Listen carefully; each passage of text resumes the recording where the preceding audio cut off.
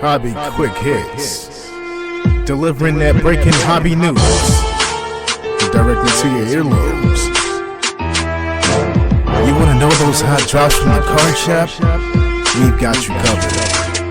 With your host, John Newman.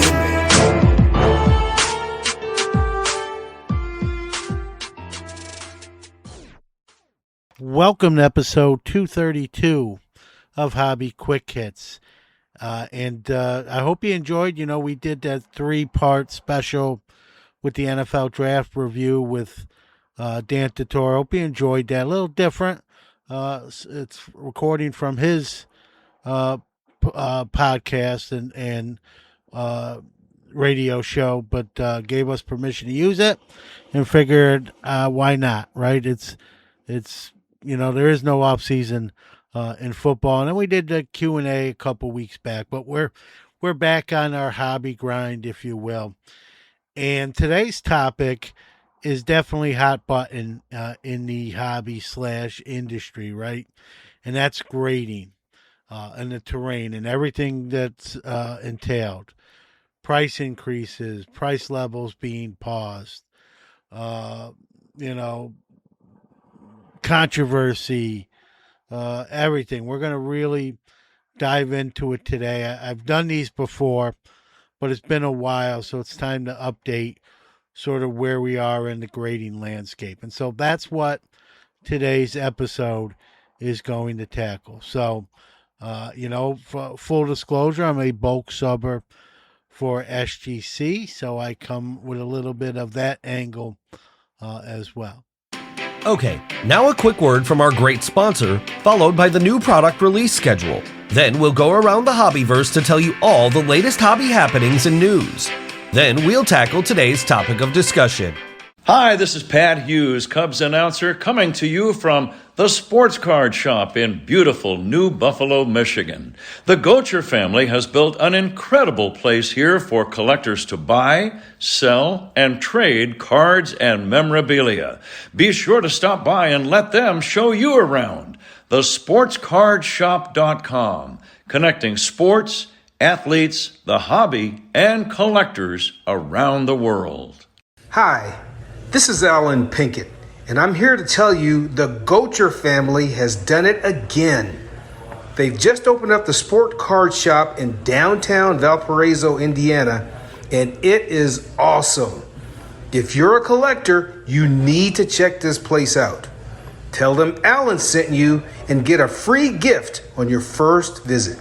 All right, let's go through the next couple weeks of hobby releases, if you will. Not a busy couple weeks, just a smattering of products. Let's go through them in order. Starting July 1st, 2026, Topps Marvel Comics, Chrome, Blasters, and Hobby. The following day, July 2nd, 25/26, Upper Deck Parkhurst Hockey. Going to the 3rd, these are all from July 3rd, 2026, Leaf, Glory of the Game Soccer.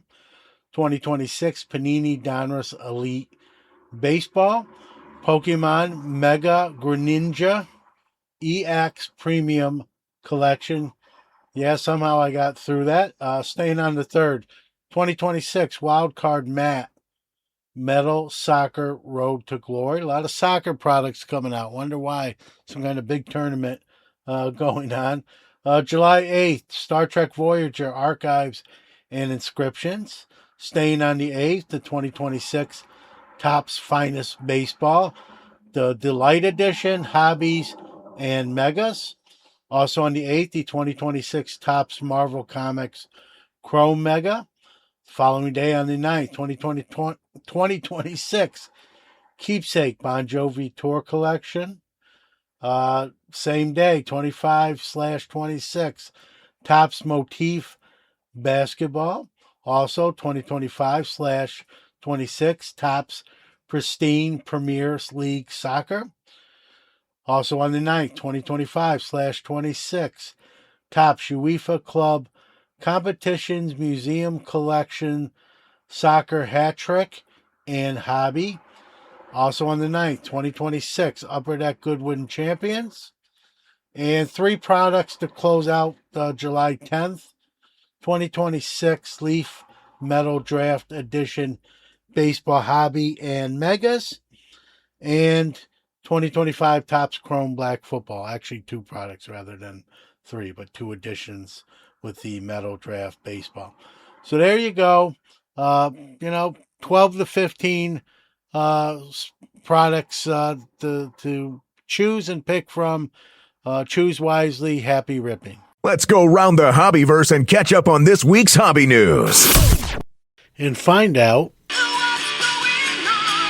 well, hobby news.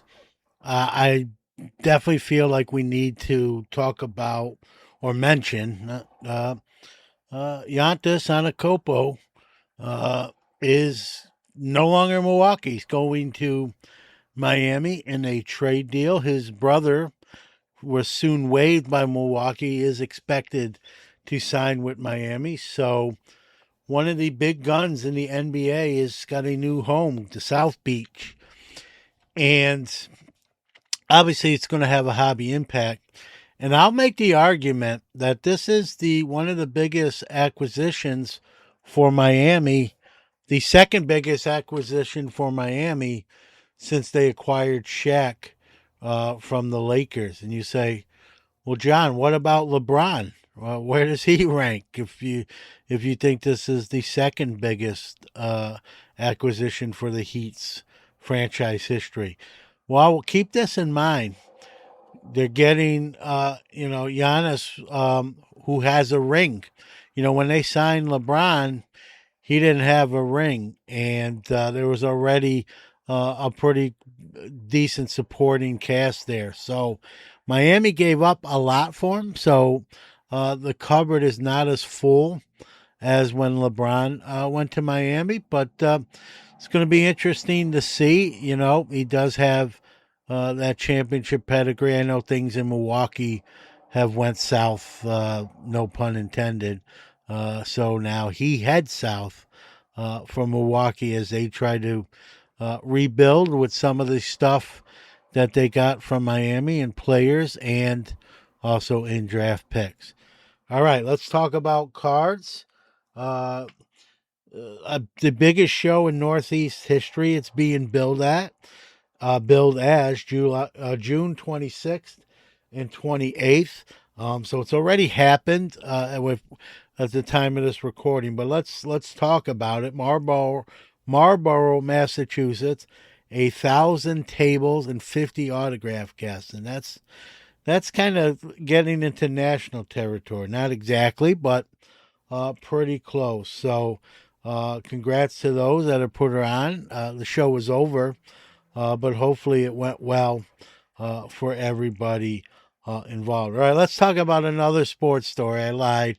I said we'll get into hobby, but the World Cup ongoing. Obviously, if you follow it, the United States team will make it into the knockout round and out of the group stage. They do have another game before the knockout round. They're 2-0. I believe. I'm not sure who they play next. I think I heard England. I don't know if that's true, but they're 2-0 and doing pretty well. Obviously, on North American soil with games here in the States, Canada, and Mexico. And so it's nice to see, right? And especially when it's kind of your home championship, if you will. Now, I don't think anyone expects them to hold up the cup, but the fact that they're doing well and moving out of the group and won the group, I think that's exciting for U.S. citizens, and I think it's exciting for U.S. soccer fans. So be remiss. We have some soccer products coming out almost every day from different companies. So if you are a soccer fan who likes to rip packs, especially this time of year, there's no shortage of those products. All right, Venture Firm 776, which is led by Alex Ohanian, husband of Serena Williams, but a name in his own right. they have purchased Onnit, who makes college cards, formed in 2022. So they're going to go head to head with Panini with these NAL type releases. Onnit's actually done well in recent years, in a quiet way, but they're no slouch when it comes to the producing college cards. And you know, Ohanian has stated that they are the number one manufacturers of female athletes on cards for the hobby. So that will continue. And he's tabbed Evan Parker, alumnus of this very show, as his CEO, coming from Mantle, which is also Ohanian's one of Ohanian's ventures as well. So Evan Parker, new CEO of Onnit, and an Ohanian led venture firm, now the new owner of Onnit. So congrats to all involved there. Topps has unveiled their new rookie basketball logo. Check it out online. Obviously, this is an audio podcast, so I can't show it to you per se, but it's readily available for your browsing pleasure. I like it. I think it's very cool looking. Well done. Got to give credit where credit's due. And again, we're seeing, Topps rookie logos on basketball products once again. And we'll finish up with Steve Grad, formerly of PSA and now formerly of Beckett. He is venturing out. He is very experienced and very knowledgeable, does his own YouTube channel, and knows his stuff. He has been doing this for a long time. Well, now he has his own company full time, so you can get your autographs authenticated, opinions.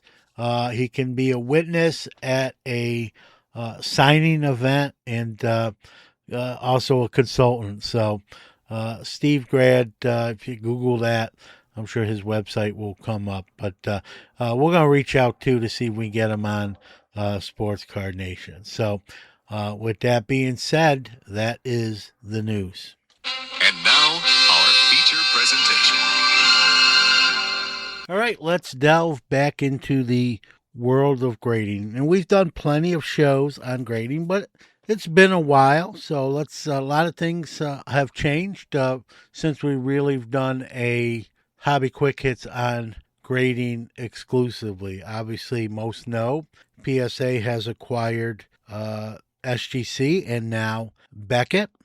Many people are not fond of that. Some people want the Federal Trade Commission getting involved and calling it a monopoly. We have recently learned that the PSA has stopped many of their cheaper bulk levels. They've increased their turnaround time, and the cheapest level, I believe, is the value level. And that's at around $80 a card. So it's going to be right now more expensive to send a card to PSA. They are talking about this will be a 4-month thing, and then they'll revisit it. They are in a 8-figure card backlog, and that's a lot of cards to have in a facility or facilities and be responsible for. It also obviously is why the turnaround times are so bad, so they're trying to catch up. And the grading card industry is not like other industries. Like a restaurant gets busy, you hire more staff, you build an addition onto the restaurant. Not saying that grading companies don't do either or don't do both, but they also try to stem the flow of cards so that they can catch up on the backlog as well. So that's what PSA is doing. Many had predicted that SGC would not exist at this time any longer with the acquisition. That has proven to be false. Now, they are not obviously the same company pre-acquisition, post-acquisition, right? And full transparency, many might know, but some may not. I am a bulk subber for SGC and still do it. I think I'm on my third year of doing it. I actually enjoy doing it, and I expected a decrease in submissions after the acquisition, and that has happened, truth be told, but not on the level that I thought it would. I am still getting quite the haul in cards being handed to me for SGC grading, and I'm appreciative and thankful of that. Still love the brand. I know it's not their standalone company anymore. I get all the logistics, and their turnaround time has gone from, at one point SGC was 10 to 12 days. It's now 60 to 80. And you still got your CGC has made strides. Beckett now owned by the Collectors Holdings, the parent company of PSA, as well. And they have a new label with that acquisition. So a lot of things going on in the grading world. So let's tackle some topics here. Do I think PSA is too powerful? They were already pretty powerful. They were the number one grader even pre-acquisition of the other two grading. Do I think they have a monopoly? No, not in the truest sense of the word. But I also don't think it's maybe a great idea that they own SGC and Beckett. But I will say this. I am glad that a card manufacturer, i.e. Topps/Fanatics or Panini, don't own a grading company at the time of this recording. And I hope it never happens. I believe that's a conflict of interest. I've said that many, many times, and I always will feel and say that. I hope that day never comes, and I don't care if that day comes. I would never do business with that grading company. So Fanatics bought PSA or SGC or whatever grading company you want to say, that would be my end of my relationship with that grading company if I had one to begin with. But that would be the end there. A lot of people talking about the consistency of the grades, right? Remember, these are humans that are grading these cards, and it's subjective, right? We've heard the stories of people cracking and resubmitting and get a different grade. We've even heard stories where someone's cracked and resubmitted, and a card that didn't get a grade the first time, like minimum size not met or something along those lines, got a grade the second time. So again, a lot of it's subjective. People mention like they want all AI grading, much like Tag does. I don't mind a little AI in my grading. I just don't want all AI in my grading. I really don't. I like the fact that a fellow human being, picks that card up with gloves on and examines it, puts it under magnification, and then gives his or her assessment. I don't want to lose that. Much the same like as a baseball fan, right? We have the ABS system now. They can kind of overrule or confirm the umpire's call, but I don't want to not see an umpire behind the plate. I don't want all AI. I believe there's a purpose for it. AI has been used. It's not a new thing to grading. When you send your cards to a grading company, most of them use AI in the intake on up, when they're submitted and putting them into the system, they are scanned in, and a barcode is given to each card with the identification of the card. So I have no problem with that. I'm not even completely opposed to like an initial AI grade with, the human also giving it a grade, or vice versa, right?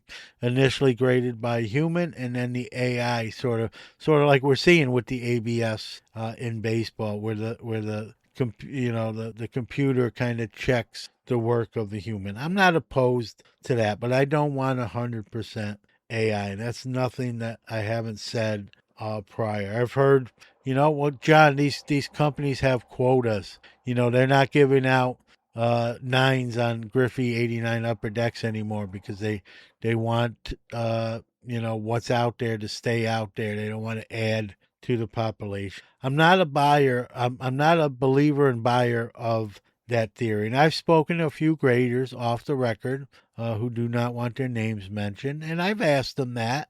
You ever given a mandate that don't grade one higher than this or this card higher than that? And not one of them has said off the record that that's the case. And I really don't think there is. I think there can sometimes feel like there is, but and maybe I'm being optimistic, and I hope not. But I really do think that they're not being told be very careful. I think they're being told be very careful.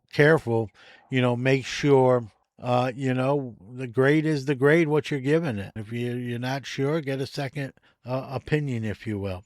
A lot of people like to point fingers and point blame, right? That's what we do as folks. And, grading's no different. And so a lot of people are blaming other people for why turnaround times are so long. And one of the things people point to is the ultra modern, right? People are sending $2 cards, $3 cards, $4 cards, $5.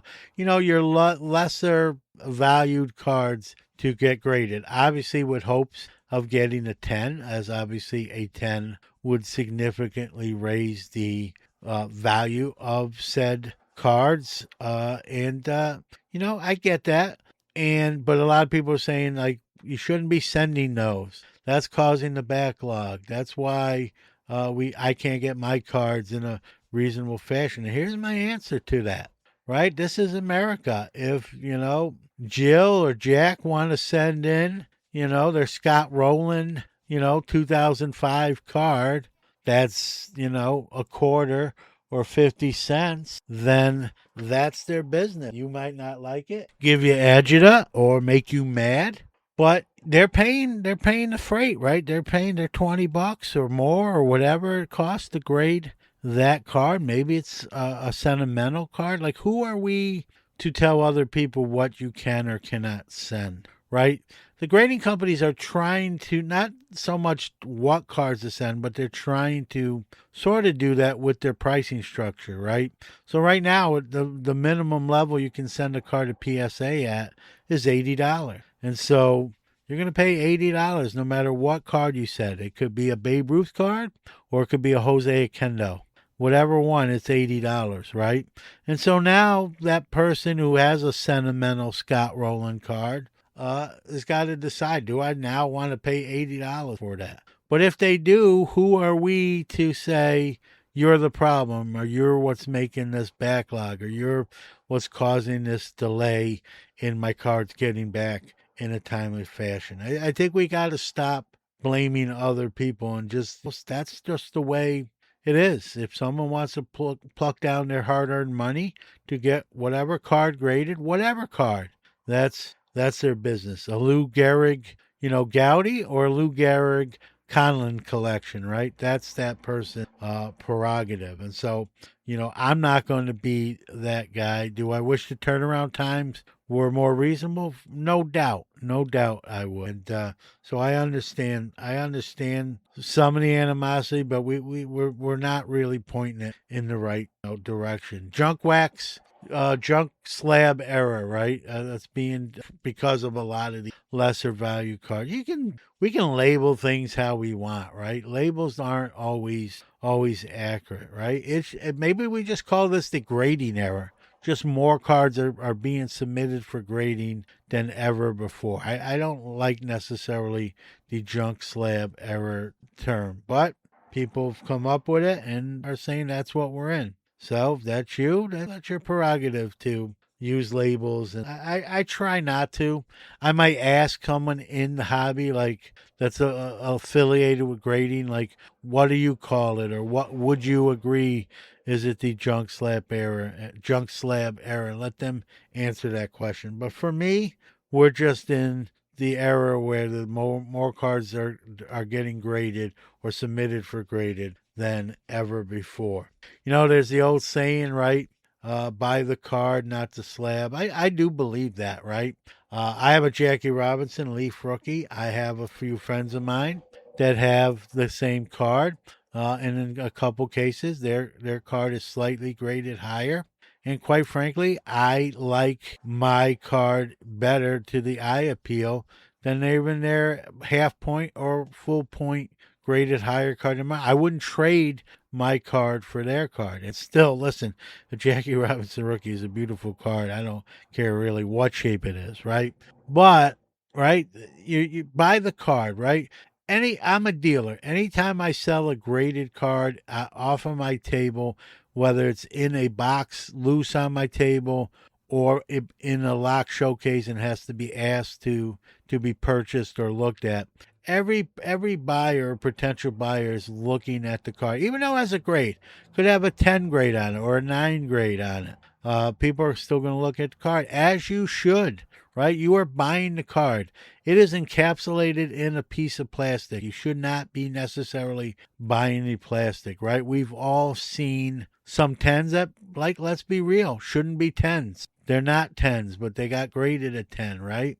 We've all seen 9s that when we look at them, I don't see anything wrong with this. I even looked at it with magnification. I don't know why this wasn't a 10, right? So that works both ways. That's a two-way street. So you should always buy the card first. Yes, the slab's important. Yes, the company that graded is important. Yes, the grade on the card is a huge factor. I am not sweeping those factors under the rug. But, at the end of the day, you're buying that card, right? And that's what I do. Even when I go here, we're going to go to the National here in about a month, a little over a month, right? I'm going to buy some graded cards, no doubt. And I'm going to look at any graded card I buy. I'm not just going to say I'm taking that, or I'm more likely to say I'm interested in that. Can I take a look at it, right? And I'm going to look at that card even more closely in hand, even though I've seen it in the case. And so should you, right? But at the end of the day, I do believe with that sentiment, right? Buy the card, not always the grade. If you're looking at a 10 and you see a chipped corner, a chipped edge, or a ding corner, in your heart of hearts, it's not a 10, right? Now you may be a flipper that says, I don't care, I'm just gonna move that card on to the next person. I'm gonna tell this dealer, man, this card shouldn't be a 10. Look, it's got a chipped corner, but what can you do? Charge me what a 9 goes for, right? Maybe he or she does it. I don't know. But again, if I'm buying a 10, I like it to play that part, right? Look the roll. And if it looks like a 9 or worse, even though it says 10, that's gonna bother me. So always look. And just in general, that's not even a graded card thing. Obviously, even with a raw card, even probably more so in a raw card's case, right?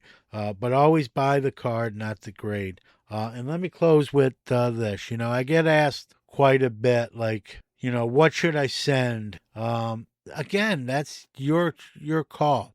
Now, with my bulk SGC table, which I have at my shows, someone will hand me 10 cards that knows me and I have a relationship with them, and they'll say, John, I'm only sending 5 on this sub. What 5 would you send if these were your cards? They're asking me for my air quotes expert opinion, right? Or my experienced opinion. And I appreciate that they put sort of that trust and power in my hands. And I try to do the best assessment with that. And I'm very honored by that. But, if they're at the end of the day, it's like I tell people too at the shows, I can tell you the 5 I would send, but at the end of the day, these are your 10 cards in the scenario I mentioned. Like ultimately you decide.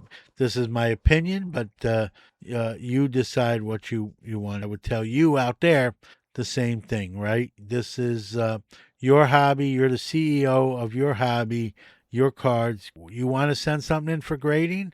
By all means, do that. I get asked too, should I crack this and resend it? Have you ever done that, John?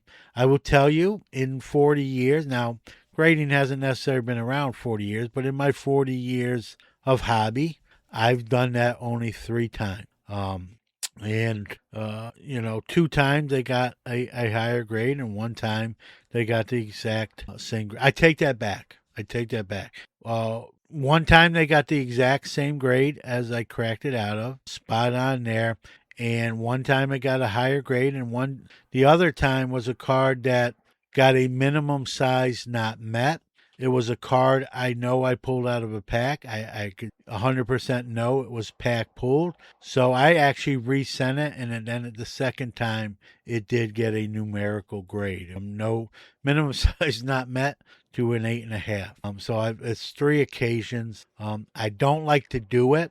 I'm a full transparency. I have a Jackie rookie and a Hank Aaron rookie that anyone that sees those 2 cards are really impressed with the eye appeal and said, man, if that was mine, I would crack them and resub them, or try to cross them over and send them in the slab with like a minimum grade. And so far I haven't done it. I don't foresee myself doing it. Like I said, I've only cracked and resubmitted 3 times in let's say 20 years of long that I've been. So I tend not to do it. I don't know why. I just don't feel great about doing it or comfortable about doing it. I know some people are probably listening to that and saying, dude, you're nuts, or like, what's the deal? Do it, right?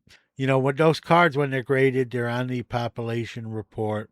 When you crack them out, they're still on that report, and they don't exist in that format. And I know it, plenty of people do it, and I'm not saving the planet by not participating in that. I don't know. I just don't do it that often. I didn't say I never do it. I just don't do it that often. I understand why people, I don't get that upset. It's not anything that upsets me. It's just not my favorite to do. I've graded for 20 plus years. I've bulk subbed for 3 now, so have a little experience under my belt.